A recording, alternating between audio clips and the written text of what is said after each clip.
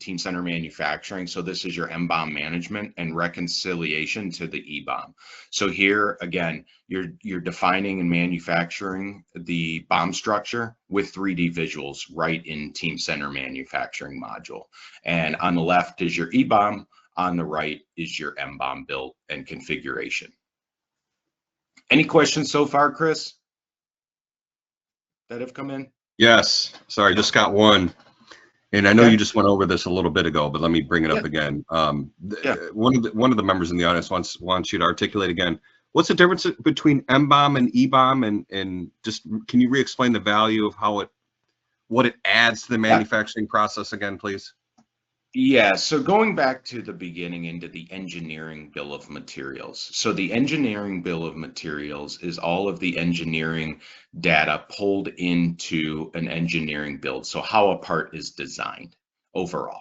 That's the easiest way to kind of summarize it. So take a wing, right? A wing has all of the CAD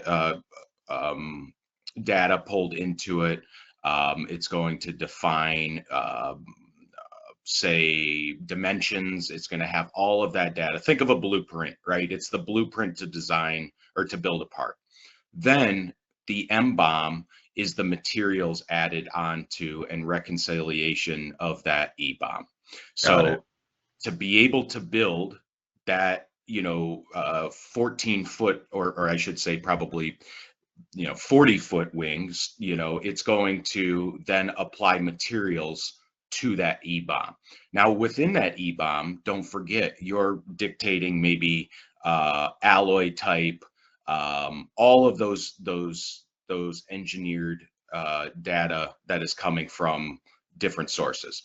Then your materials is where you're pulling, okay, based on the engineering design of that product, what materials do we either need to procure or do we have in-house to be able to build that one time or on a repetitive basis? And therefore, when you do it in Teamcenter Manufacturing, those materials either need to be ordered by the ERP or come in from the ERP and are going to be consumed once you put that bill of process then, which is coming up next, in it as a routing to actually put it into the schedule to manufacturing.